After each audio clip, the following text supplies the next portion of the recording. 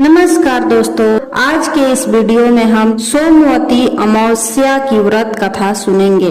धार्मिक मान्यता के अनुसार सोमवती अमावस्या के दिन पितरों के तर्पण करने से उनकी आत्मा को शांति मिलती है। साथ ही इस दिन स्नान और दान पुण्य का विशेष महत्व है। तो आइए सुनते हैं सोमवती अमावस्या की व्रत कथा। एक गरीब ब्राह्मण परिवार था।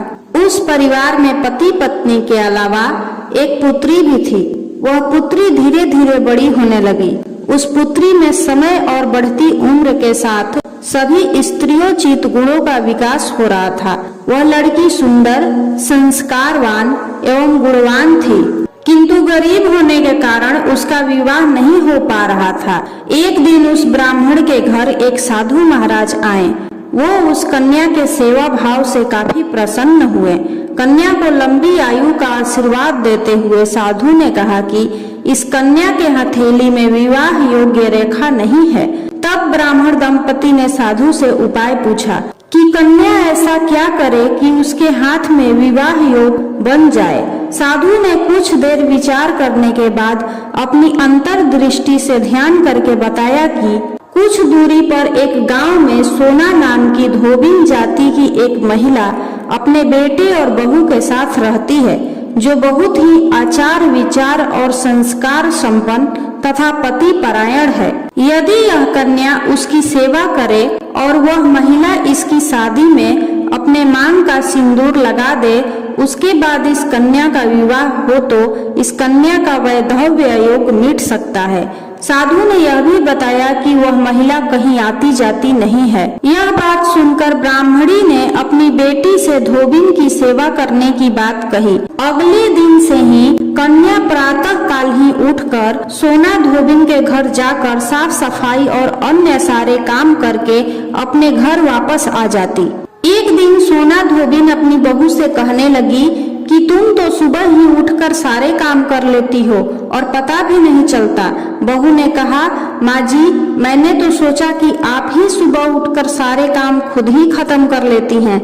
मैं तो देर से उठती हूँ। इस पर दोनों सास बहू निगरानी करने लगी कि कौन है जो सुबह ही घर का सारा काम करके चला जाता है। कई दिनों के बाद धोबिन ने देखा कि एक कन्या मुंह अंधेरे घर में आती है और सारे काम करने के बाद चली जाती है। जब वह जाने लगी तो सोना धोबिन उसके पैरों पर गिर पड़ी। पूछने लगी कि आप कौन हैं और इस तरह छुप कर मेरे घर की चाकरी क्यों करती हैं। तब कन्या ने साधु द्वारा कही गई सारी बात बताई। सोना धोबिन पति परायण थी, उसमें तेज था, वह तैयार हो गई। सोना धोबिन के पति थोड़ा अस्वस्थ थे। उसने अपनी बहू से अपने लौट आने तक घर पर ही रहने को कहा। सोना धोबिन ने जैसे ही अपने मांग का सिंदूर उस कन्या की मांग में लगाया, उसका पति मर गया। उसे इस बात का पता चल गया। वह घर से निराजल ही चली थी। यह सोचकर कि रास्ते में कहीं पीपल का पेड़ मिलेगा तो उसे भंवरी देकर और उसकी परिक्रमा करके ही जल ग्रहण करेगी। उस दिन सोमवती अमावस्या थी। ब्राह्मण के घर मिले पूरे पकवान की जगह उसने ईंट के टुकड़ों से 108 बार भंवरी देकर 108 बार पीपल के पेड़ की परिक्रमा की और उसके बाद जल ग्रहण किया। ऐसा करते ही उसके पति के मुर्दा शरीर में वापस जान आ गई। धोबिन का पति वापस जीवित हो उठा। इसलिए सोमवती अमावस्या के दिन से शुरू करके जो व्यक्ति हर अमावस्या के दिन भंवरी देता है, उसके सुख और सौभाग्य में वृद्धि होती है।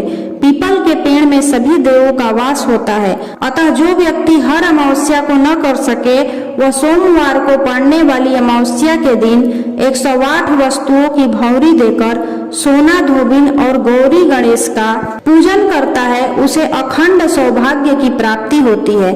उम्मीद है आपको सोमवती अमावस्या की व्रत कथा अच्छी लगी होगी।